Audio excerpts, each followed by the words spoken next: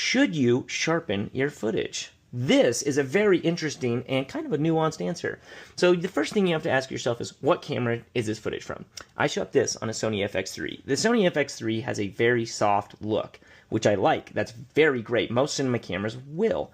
Now, when I'm doing stuff like cars, I will sharpen it because I want more detail and want more aggressiveness. I want it to be more edgy. The second question is, stylistically, do you want to sharpen your footage? For cars, I'd like to sharpen it quite a bit, especially cars for social media. You can actually sharpen so much for social media. It's kind of weird where on your monitor, you're going to be like, oh, this looks terrible. But then on your phone, it's like, wow, that looks 4K better than, those comments that are like 4K better than my own eyes. That's kind of how it looks. It's very weird. If I'm doing like interviews or talking heads, too much sharpening is going to make them look horrendous. So I will do it, just less. But like I said, it's always a stylistic decision. You just have to decide what you like and what looks good for what you're doing. Going back to the camera point, DJI is like the biggest offender of over sharpening. Every camera I've ever shot on them, every drone, everything over sharpens to such an extreme degree. It's really hard to sometimes match footage between two camera systems because DJI sharpens so much. So on those cameras, I try to unsharpen it, but you can't really